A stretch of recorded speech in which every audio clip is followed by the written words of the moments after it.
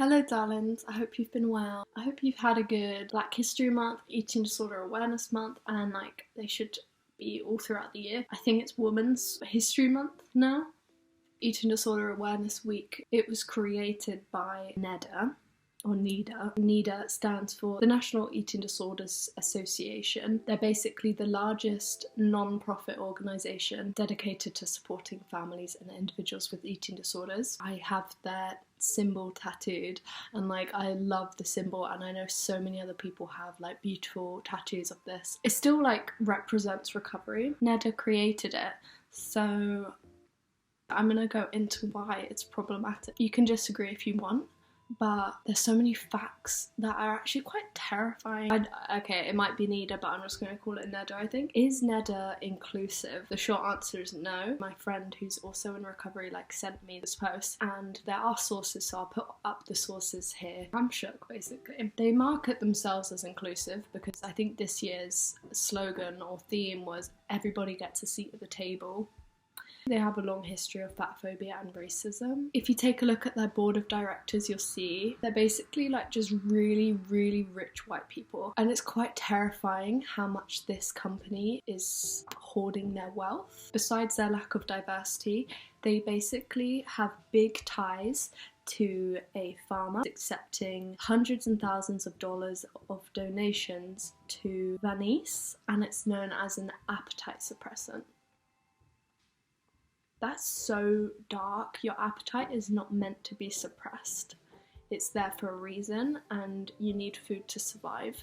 And the fact that they're collabing basically with appetite suppressant company is so dark. They aren't very transparent about where the money you're donating is actually going. Basically, NEDA is a business and a corporation. It's not really a charity. They don't actually fund research for eating disorders. They don't fund people's treatment scholarships people need. They're literally dying to have. Their primary focus is making money and just keeping it. It's actually so scary. This isn't just a conspiracy theory. Why is NEDA fatphobic? I'm just going to start by saying fatphobia isn't cute.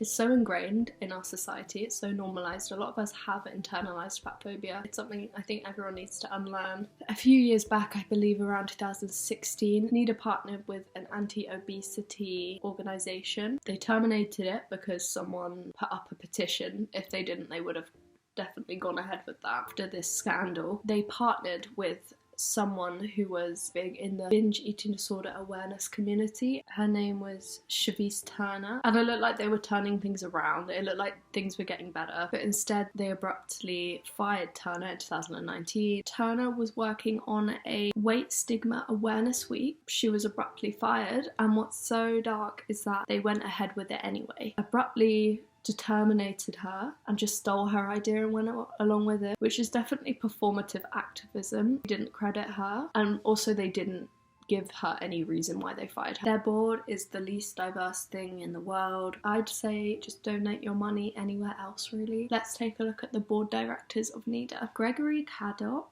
he's a Republican. Evelyn Ater, fatphobic. Frank Bizagno, I can't pronounce that. He is one of the highest paid CEOs, making $40 million this year, and he gave $150,000 to the Trump victory campaign. Disgusting!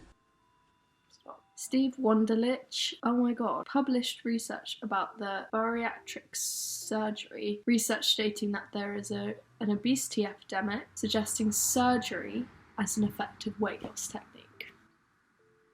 Excuse my hairy legs, but I just want to show you the tattoo because now I'm kind of regretting it. Yeah. And that's just 4 of the board members, and it takes effort to research them. There's just a massive lack of representation for people of colour and fat people. It's insane. Other than making 2 posts about illness in any way, and you don't have to be white to have an eating disorder, they're not doing enough.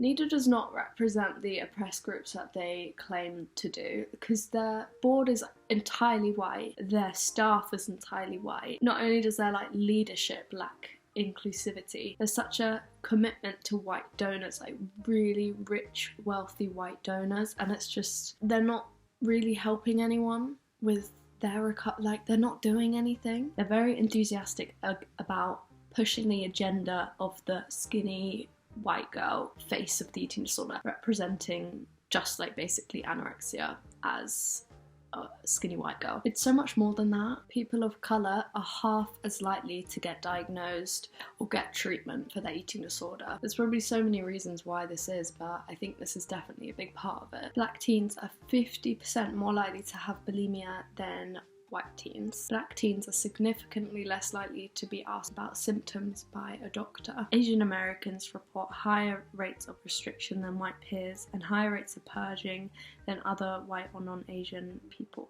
So transgender people are significantly more likely to obviously have body dysphoria. There is a key link to eating disorders there. 60% of people with BPD have eating disorders, and around 30% of adults with eating disorders also have autism. Unlike society's portrayal of eating disorders affect way more than just rich white women. They also just did a collab with Airy, I believe it's pronounced. We don't have it in the UK, so I think it's that. But they've been partnered with them for 7 years. It's a business for them. It shows it's a business. 100% donated to NEDA. Yeah, but they're just gonna sit on that money. Basically, there's this new like range they're doing called I Am Real, and the sizes only go to like an extra large or something. And they claim to be size inclusive, but like it's just not. I think this year they did a section called like the larger size eating disorder community, and I don't really like the way they separated it like that. They could have just been like, everyone with an eating disorder looks different,